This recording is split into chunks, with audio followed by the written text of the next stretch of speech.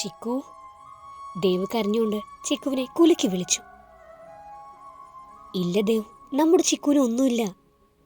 ചിക്കുവിനെ പൊതിഞ്ഞു പിടിച്ച് മനസ്സിൽ അലറിക്കരയുമ്പോഴും ഞാൻ ദേവിനെ ആശ്വസിപ്പിച്ചുകൊണ്ടിരുന്നു. അകത്ത് കയറി നോക്കാനോ അനങ്ങാനോ എനിക്ക് സാധിച്ചില്ല. ആംബുലൻസ് വിളിച്ചതും കാശിയെ വിളിച്ചു പറഞ്ഞതൊക്കെ യാന്ത്രികമായിരുന്നു. മുറിവ് ചിക്കുവിന്റെ നേരിയതുകൊണ്ട് മുറുക്കി കെട്ടിയിട്ടും ബ്ലഡ് പോയിക്കൊണ്ടിരുന്നു. ആംബുലൻസ് വരാൻ കാത്തു നിൽക്കാതെ ചിക്കുവിനെ കോരിയെടുത്ത് ഓടുമ്പോൾ ദേവെല്ലാം മനസ്സിലാക്കിയതുപോലെ എന്നെ പിന്തുടർന്നു. കുഞ്ഞുണ്ണി അബ്രാമിന്റെ നെഞ്ചിൽ കിടന്ന് എന്തൊക്കെയോ ചോദിക്കുന്നുണ്ട്. ബാൽക്കണിയിലെ ചാരു കസേരയിൽ കുഞ്ഞുണ്ണിയുടെ ചോദ്യങ്ങൾക്ക് മറുപടി പറയുമ്പോൾ അബ്രാമിന്റെ കണ്ണുകൾ നിറഞ്ഞിരുന്നു. ചിക്കു എന്തിനാ നമ്മളിട്ടിട്ട് പോയേ? ചിക്കു ഇല്ലാതെ ഞാൻ ഉറങ്ങില്ല. ചിക്കുവിനെ കെട്ടിപ്പിടിച്ചാലേ എനിക്ക് ഉറക്കം വരൂ. റാം ചിക്കുവിനോട് വരാൻ പറ. ചിക്കുവിനെ കുഞ്ഞുണ്ണി എന്ന് വിളിക്കുന്ന കേൾക്കാതെ, ചിക്കുവിനെ കാണാതെ ഞാൻ ഉറങ്ങില്ലെന്ന് പറ. ഉയരങ്ങളിൽ ഭാരമില്ലാതെ പറക്കുമ്പോൾ കുഞ്ഞുണ്ണിയുടെ ശബ്ദം ചെവികളിൽ അലയടിച്ചു. റാമിന്റെ വേദനയും കുഞ്ഞുണ്ണിയുടെ കരച്ചിലും എന്നെ പിടിച്ചു വലിച്ചുകൊണ്ടിരുന്നു. എനിക്ക് തിരിച്ചു വരണം, എന്റെ കുഞ്ഞുണ്ണിക്ക് വേണ്ടി, പിന്നെ റാമിനു വേണ്ടി. റാമിന്റെ മാത്രം ചിക്കു ആവാൻ എത്ര ശ്രമിച്ചിട്ടും പക്ഷെ തിരിച്ചു വരാൻ സാധിക്കുന്നില്ല. നുറുങ്ങുന്ന വേദന മാത്രം. റാം ഇങ്ങനെ തളരാതെ, ആദിക്ക് താൻ മാത്രമേ ഉള്ളൂ. ഞങ്ങൾ പറ്റുന്നത് പോലെ ശ്രമിക്കുന്നുണ്ട്. ഹോസ്പിറ്റലിന്റെ ഇടനാഴികയിൽ വലിയ പ്രതീക്ഷ നൽകാതെ എന്റെ തോളിൽ തട്ടി പറഞ്ഞിട്ട് നടന്നകലുന്ന ഡോക്ടറെ നോക്കി ഞാൻ തകർന്നു നിന്നു. ഒരാഴ്ച കഴിഞ്ഞിരിക്കുന്നു. ചിക്കു വെന്റിലേറ്ററിൽ തന്നെയാണ്. ഒരു നിമിഷം പോലും കണ്ണു ചിമ്മാതെ ഞാൻ കാവലിൽ നിൽക്കുന്നു. ദേവ് എന്നെ പറ്റി ചേർന്ന് എപ്പോഴും ഉണ്ട്. അംബികാന്റി അവനെ വീട്ടിൽ കൊണ്ടുപോകാൻ ശ്രമിച്ചു പരാജയപ്പെട്ടു. എന്നെ പോലെ അവനും പേടിയാന്ന് തോന്നുന്നു. ഒരു നിമിഷം മാറി നിന്ന ചിക്കു ഞങ്ങളെ വിട്ടു പോകുമോ എന്ന്. അഖിലോ ഐശ്വര്യയും കൂടെ തന്നെയുണ്ട്. കാശിയും അംബികാന്റിയും പ്രാർത്ഥനയിൽ തന്നെ. എന്നെ എന്ത് വികാരമാണ് ഭരിക്കുന്നതെന്ന് അറിയില്ല. കെവിനും ഭദ്രനും എന്റെ ശരീരം കൊത്തിവലിക്കുമെന്ന് ഉറപ്പായതുകൊണ്ട് വണ്ടിക്കുള്ളിൽ ഞാൻ കണ്ണുകൾ കൊണ്ട് പരതിക്കൊണ്ടിരുന്നു. സീറ്റ് കവറിനുള്ളിൽ വെച്ചിരിക്കുന്ന കത്തി കണ്ണിൽപ്പെട്ടത് എന്നെ വണ്ടിയിൽ നിന്നും ഇറക്കുന്നതിന് തൊട്ട് മുമ്പായിരുന്നു. അവർ എന്നെ വലിച്ചിറക്കുമ്പോൾ കത്തി ഞാൻ നേരിന്റെ ഉള്ളിൽ ഒളിപ്പിച്ചിരുന്നു. കുഞ്ഞിന്റെ മുഖം ഓർക്കും തോറും ധൈര്യം കൂടി വന്നു. ഞാനില്ലാതായാലും അബ്രാം കുഞ്ഞിനെ പൊന്നു പോലെ നോക്കും. പക്ഷേ ഇപ്പൊ എന്റെ കുഞ്ഞ് എവിടെയായിരിക്കും? റാമിന് കുഞ്ഞുണ്ണി കണ്ടുപിടിക്കാൻ പറ്റിയില്ലെങ്കിൽ? ഏതോ ഗോഡൌണിനുള്ളിൽ റൂമിലേക്ക് എന്നെ തള്ളിയിട്ട് കെവിൻ വിജയിച്ചിരിച്ചിരിച്ചു. നിങ്ങളിനി പൊക്കോ, ആവശ്യമുണ്ടെങ്കിൽ വിളിക്കാം. ഭദ്രൻ കൂടെയുള്ളവരോട് പറയുന്നത് കേട്ടു. നിന്നെ രക്ഷിക്കാൻ ഇവിടെ ആരും വരില്ല. ഇന്ന് നീ എനിക്കുള്ളതാ. കെവിൻ അടുത്തു വന്നിട്ടും ഞാൻ അനങ്ങിയില്ല. അപ്പോ നീ സഹകരിക്കാൻ തീരുമാനിച്ചു അല്ലേ? എന്റെ കവിളിൽ തലോടി അവൻ ചോദിച്ചു. അവന്റെ കാലിലായിരുന്നു എന്റെ ശ്രദ്ധ. വലത് കാല് കൃത്രിമ കാലാണെന്ന് തോന്നി. അവൻ എന്നിലേക്ക് ചായാൻ തുടങ്ങിയതും ഞാൻ കത്തിയെടുത്ത് ഇടത് കാലിൽ ആഞ്ഞു കുത്തി. നീ എന്താ വിചാരിച്ചത്? നിനക്ക് ഞാൻ കിടന്നു തരുമെന്നോ? എഴുന്നേക്കാൻ വയ്യാതെ നിലത്ത് വീണ് പുളയുന്ന അവനെ നോക്കി ഞാൻ ചോദിച്ചു. ശബ്ദം കേട്ട് ഭദ്രൻ മുറിയിലേക്ക് വന്നു. എടീ! ഭദ്രൻ വന്ന് എന്റെ കഴുത്തിൽ പിടിക്കാൻ ശ്രമിച്ചു. ഞാൻ പുറകിൽ ഒളിപ്പിച്ചിരുന്ന കത്തി ആഞ്ഞു വീശി. അവന്റെ കയ്യിലാണ് കൊണ്ടത്. ഭദ്രൻ അലറിക്കൊണ്ട് എന്നെ തള്ളിയിട്ടു. കത്തി കയ്യിൽ നിന്നും തെറിച്ചു പോയിരുന്നു. അവനത് കയ്യിലെടുത്ത് എന്റെ നേരെ വന്നു. പലതവണ ഒഴിഞ്ഞു മാറി. പക്ഷെ അവസാനം അവൻ എൻ്റെ വയറിൽ കുത്തി. കെവിൻ വേദനയോടെ ഭദ്രനെ വിളിക്കുന്നത് കേട്ട് അവന്റെ ശ്രദ്ധ മാറിയപ്പോൾ ഞാൻ മുറിവിൽ പൊത്തിപ്പിടിച്ച് പുറത്തേക്കിറങ്ങി. അവള് വിടരുത്! കെവിൻ പറയുന്നത് കേട്ട് ഞാൻ പുറത്തേക്ക് വെച്ചിറങ്ങി. കുഞ്ഞുണ്ണി അബ്രാമിന്റെ കൂടെ ഓടി വരുന്നത് കണ്ടു.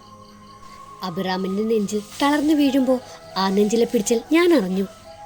കുഞ്ഞുണ്ണിയുടെ കരച്ചിൽ. കണ്ണുകൾ വലിച്ചു തുറക്കാൻ ശ്രമിച്ചെങ്കിലും പരാജയപ്പെട്ടുകൊണ്ടിരുന്നു. അബി, നീ എന്തെങ്കിലും ഒന്ന് കഴിക്ക്. രണ്ടുപേരും ഒന്നും കഴിക്കാതെ ഇങ്ങനെ ഇരിക്കാതെ എഴുന്നേക്ക്, അഖിൽ നിർബന്ധിച്ചു പറഞ്ഞു. വേണ്ടടാ, എനിക്കൊന്നും ഇറങ്ങുന്നില്ല.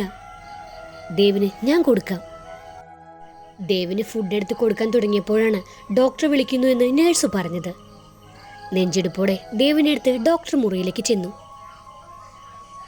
അബ്രാം, ഒരു ഗുഡ് ന്യൂസ് ഉണ്ട്. ശിശിരയുടെ സിറ്റുവേഷൻ ബെറ്ററായി വെന്റിലേറ്ററിൽ നിന്ന് മാറ്റി. നിങ്ങളുടെ പ്രാർത്ഥന ദൈവം കേട്ടു. പക്ഷേ ആള് കോൺഷ്യസ് അല്ല, കയറി കണ്ടോളൂ. ചിക്കുവിന്റെ വാവ് മാറിയോ റാം? ദേവ് ആവേശത്തോടെ ചോദിച്ചു. കുറച്ചു മാറിയെന്ന ഡോക്ടറുകൾ പറഞ്ഞത്, പക്ഷേ ചിക്കു ഉറക്കത്തിലാണ്. നമുക്കൊന്ന് കയറി കാണാം. ദേവ് ബഹളം വെക്കരുത്. അവൻ സമ്മതത്തോടെ തലയാട്ടി. വായിലും മൂക്കിലും ട്യൂബിട്ട് അനങ്ങാതെ കിടക്കുന്ന ചിക്കു എന്നിൽ വേദന നിറച്ചു. എന്നാൽ എവിടെയോ ഒരു പ്രതീക്ഷയുടെ നാമ്പ് എന്നിൽ മുള പൊട്ടിയിരുന്നു. ചിക്കു, ദേവ് ഉറക്കെ വിളിച്ചു. ചിക്കു നനങ്ങിയോ? ദേവ് പിന്നെയും വിളിച്ചു. കണ്ണുകൾ വലിച്ചു തുറക്കുമ്പോൾ മുൻപിൽ ആരൊക്കെയോ നിൽക്കുന്നത് കണ്ടു. ഒന്നും വ്യക്തമല്ല. പിന്നെയും കണ്ണു ചിമ്മി നോക്കി. ശിശിര, തനിക്ക് എല്ലാവരും മനസ്സിലായോ? അടുത്തുനിന്ന് ഡോക്ടർ എൻ്റെ കയ്യിൽ തട്ടി ചോദിച്ചു. ഞാൻ മരിച്ചില്ലേ? ഇല്ല ശിശിര, തനിക്ക് ഇവരെയൊക്കെ വിട്ടു പോവാൻ പറ്റുമോ? ഇത് തൻ്റെ രണ്ടാം ജന്മാണ്. ഞാൻ പിന്നെയും കണ്ണുകൾ കൊണ്ട് പരതി. കാശി, അംബികാൻ്റെ, ഐശ്വര്യ, അഖിൽ, പിന്നെ കുഞ്ഞുണ്ടി എടുത്തുകൊണ്ട് നിൽക്കുന്ന റാം. എൻ്റെ കണ്ണുകൾ റാമിലുടക്കിയപ്പോൾ പെട്ടെന്ന് ഞാൻ നോട്ടം മാറ്റി. എനിക്ക് ശബ്ദം പുറത്തേക്ക് വരുന്നില്ല. കുഞ്ഞുണ്ണി എൻ്റെ അടുത്തേക്ക് വരാൻ ബഹളം വെച്ചു. ഇനി കുറച്ച് കഴിഞ്ഞ് കാണാം, എല്ലാവരും ഒന്ന് പുറത്തേക്ക് നിൽക്കൂ. ഡോക്ടർ പറഞ്ഞപ്പോൾ എല്ലാവരും റൂമിൽ നിന്ന് പുറത്തു പോയി. കണ്ണുകൾ വീണ്ടും അടഞ്ഞു പോകുമ്പോൾ റാമിൻ്റെ മുഖം കൂടുതൽ തെളിച്ചത്തോടെ എന്നിലുണ്ടായിരുന്നു. പതിയെ പതിയെ വേദനകൾ കുറഞ്ഞു വന്നു. ഇടയ്ക്കിടെ കുഞ്ഞുണ്ണിയും അംബികാൻ്റെയും എന്നെ കാണാൻ വന്നെങ്കിലും എൻ്റെ കണ്ണുകൾ തിരിയുന്ന ആൾ മാത്രം വന്നില്ല. കുഞ്ഞുണ്ണി പേടിച്ചു പോയോ? ബെഡിൻ്റെ അടുത്ത് നിൽക്കുന്ന കുഞ്ഞുണ്ണിയെ ചേർത്ത് പിടിച്ച് ചോദിച്ചു. ഞാൻ മാത്രമല്ല, റാമും പേടിച്ചു പോയി. അവൻ എൻ്റെ തോളിലേക്ക് ചാഞ്ഞു. റൂമിലോട്ട് മാറ്റിയിട്ടും റാമിനെ കണ്ടില്ല. ആര് വാതിൽ തുറന്നാലും ഞാൻ പ്രതീക്ഷയോടെ നോക്കും. പക്ഷേ എന്നാലും എനിക്കറിയായിരുന്നു പുറത്ത് വിങ്ങുന്ന ഹൃദയവുമായി റാമുണ്ടെന്ന്. അംബികാൻ്റെ ആയിരുന്നു റൂമിൽ എപ്പോഴും ഉണ്ടായിരുന്നത്. ആൻറ്റിയും റാമിനെ കുറിച്ച് ഒന്നും പറഞ്ഞില്ല. ഐശ്വര്യ വന്നപ്പോൾ ചോദിക്കാൻ ശ്രമിച്ചെങ്കിലും ആൻറ്റി അടുത്തുള്ളത് കൊണ്ട് സാധിച്ചില്ല. അന്ന് കണ്ണു തുറന്നപ്പോൾ അവ്യക്തമായി കണ്ടതാണ്. ആകെ മുഷിഞ്ഞ് ക്ഷീണിച്ച് പഴയ അബ്രാമാണെന്ന് പറയില്ല. ഇതിൻ്റെ രണ്ടാം ജന്മമാണെന്ന് ഡോക്ടർ പറഞ്ഞത് ഓർത്തു. ഈ ജന്മം റാമിനുള്ളതാണ്. ദിവസങ്ങൾ പിന്നെയും കടന്നുപോയി. വേദന കുറഞ്ഞു വന്നു. ബെഡിൽ എഴുന്നേറ്റിരിക്കാൻ തുടങ്ങി. കെവിനെയും ഭദ്രനെയും ഹോസ്പിറ്റലിൽ നിന്നും പോലീസ് അറസ്റ്റ് ചെയ്തെന്ന് ആൻറ്റി പറഞ്ഞു. ആൻറ്റി ഒന്ന് വീട്ടിൽ പോയി വാ, കുറേ ദിവസമായില്ലേ ഇവിടെ തന്നെ. അത് സാരമില്ല, ഞാൻ പോയാ എന്തെങ്കിലും ആവശ്യം വന്നാൽ എന്തു ചെയ്യും? റാം പുറത്തില്ലേ? എന്തെങ്കിലും ആവശ്യം വന്നാൽ ഞാൻ കുഞ്ഞുണ്ണിയെ വിട്ട് വിളിപ്പിച്ചോളാം. ആൻറ്റി എന്നെ അതിശയത്തോടെ നോക്കി. ആൻറ്റി പോയിട്ടും റാം അകത്തോട്ട് വന്നില്ല. കുഞ്ഞുണ്ണിയോട് പറഞ്ഞാലോ? പലതവണ ആലോചിച്ചു. അപ്പോഴാണ് നേഴ്സ് മുറിവ് ഡ്രസ് ചെയ്യാൻ വന്നത്. പുറത്ത് എൻ്റെ ഹസ്ബൻഡുണ്ട്, ഒന്ന് വിളിക്കാവോ എന്ന് ചോദിക്കുമ്പോൾ എൻ്റെ ജാളത്തെ പുറത്ത് കാണിക്കാതിരിക്കാൻ ശ്രമിച്ചു. വൈഫ് വിളിക്കുന്നു. വാതിൽ തുറന്ന് നേഴ്സ് പറയുന്നത് കേട്ടു. എൻ്റെ നെഞ്ചിടിപ്പ് കൂടി വന്നു. റാം കയറി വരുന്നത് കണ്ണെടുക്കാതെ ഞാൻ നോക്കിക്കിടന്നു. എന്നെ നോക്കുന്നില്ല. മുറിവ് ഡ്രസ്സ് ചെയ്യാൻ തുടങ്ങിയപ്പോൾ വേദന കാരണം ഞാൻ കണ്ണുകൾ അടച്ചു. കരങ്ങളിൽ ചൂട് സ്പർശം അറിഞ്ഞപ്പോൾ കണ്ണു തുറക്കുന്നത്. എൻ്റെ കൈകളിൽ കരങ്ങൾ കോർത്ത് റാം അടുത്ത് നിൽപ്പുണ്ടായിരുന്നു, കൂടെ കുഞ്ഞുണ്ണിയും. ഞാൻ ആ കരങ്ങൾ കൂടുതൽ മുറുക്കി പിടിച്ചു. നേഴ്സ് മുറിയിൽ നിന്ന് പോയപ്പോൾ റാം കൈകൾ വിടാൻ നോക്കി. ഞാൻ റാമിനെ നോക്കി. ഞാൻ പുറത്ത് കാണും. മുഖത്ത് നോക്കാതെ പറഞ്ഞു, വേണ്ട, ചിക്കുവിൻ്റെ അടുത്തിരിക്കണം. ആ കണ്ണുകളിൽ അതിശയം ഞാൻ ആസ്വദിച്ചു. റാമിന് വേണ്ടിയാണ് ഞാൻ തിരിച്ചു വന്നത്, റാമിൻ്റെ മാത്രം ചിക്കു ആവാൻ. ഇത്ര ദിവസം ഈ മുഖമൊന്ന് കാണാൻ എത്ര നോക്കിയെന്നോ. എന്താ എന്നെ കാണാൻ വരാതിരുന്നത്? മനസ്സിലെ വീർപ്പുമുട്ടലെല്ലാം ഒഴിഞ്ഞു പോയിരുന്നു.